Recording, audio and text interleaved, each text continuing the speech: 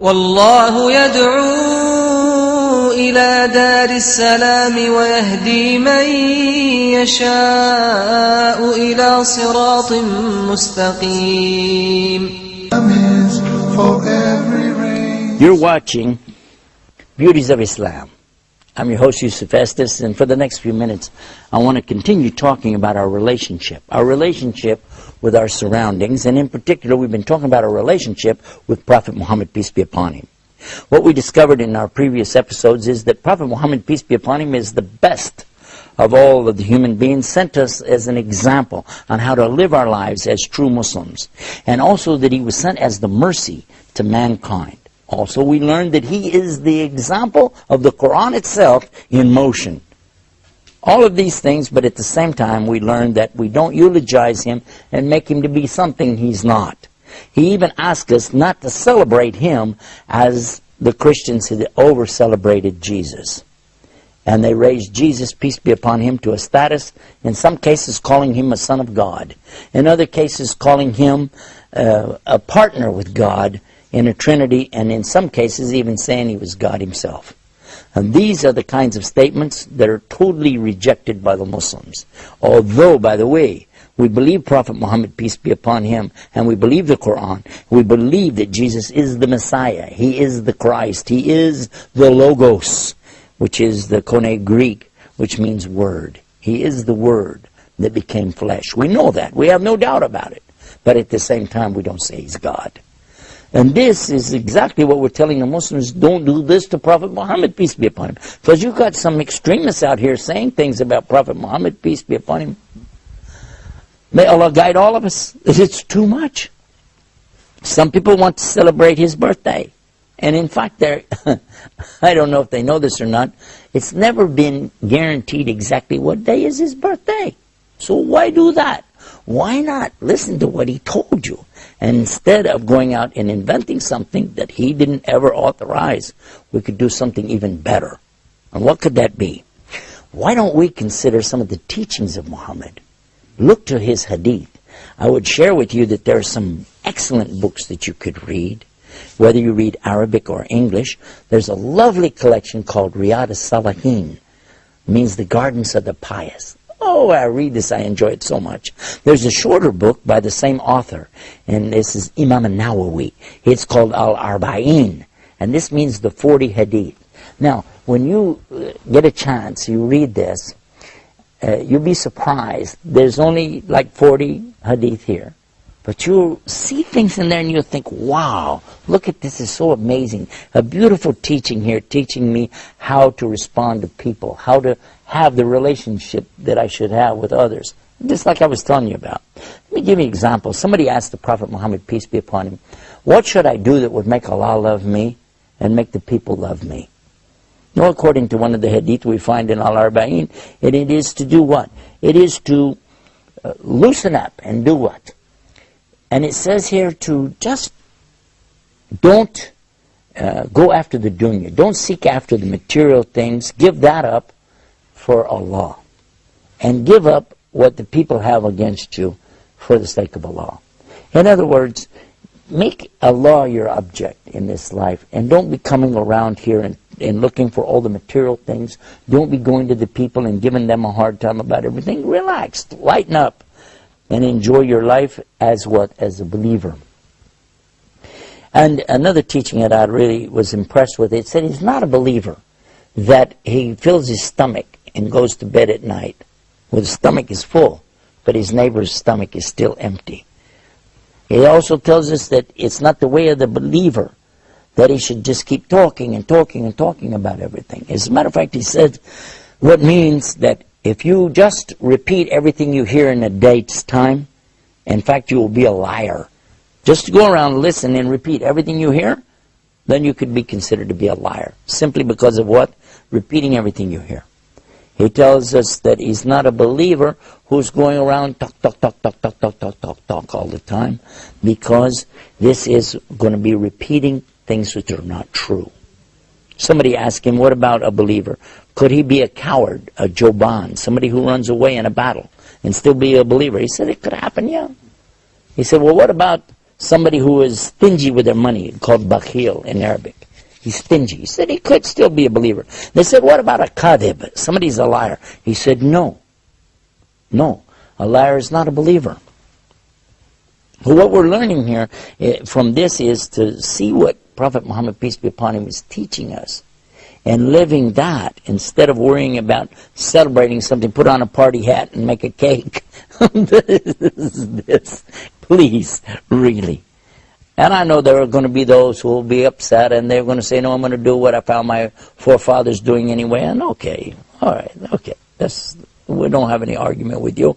We just would like to encourage our youth to look to what is the value of the teachings of Muhammad. What did he really teach us to do? How to live our life as successful people in this life. And the most success that you'll ever find in this life is when you can put aside your desires, put aside your wants and your needs and your lusts for something that's more important. And listen to this teaching. You're not a believer until you prefer for yourself, until you prefer for others what you want for yourself. So what I want for myself, I should prefer the needs of others. This gives us a chance to take a little break. And when we come back, I want to pick up with more about this special relationship that we have with the Prophet Muhammad. You're watching Beauties of Islam. Be right back after this break. Islam is keeping up the pace. Islam is for every race. Brothers and sisters, to increase your iman. خيركم من تعلم القرآن وعلمه ورتل القرآن ترتيلا. Learning how to recite the Quran properly, learning the meaning of what we recite, including the ahkam from the verses which we recite, trying to implement what we learn in our daily life. We'll listen to the participants and the guests. We'll take your phone calls. We're going to recite live. We'll listen to your recitation and we'll correct it according to the rules and regulations which we'll state in each episode. Now your dream will come true.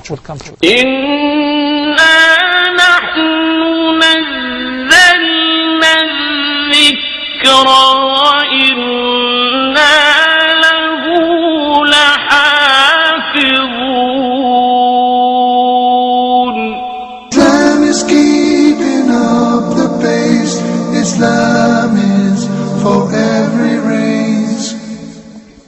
We're back, and you're watching Beauties of Islam, and I've been talking about something a little bit tough on some of the Muslims I know when we talk about our relationship to Muhammad, peace be upon him.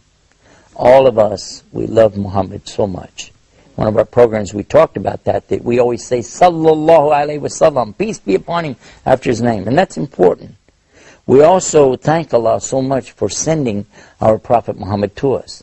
In our prayers, at the end of our prayers, when you see the Muslim at the end, you know, and he raised their finger in the end of the prayer, and what are they saying? Allahumma salli ala Muhammad wa ala ali Muhammad, kama sallaita ala Ibrahim wa ala ali Ibrahim, innaka hamidun majid.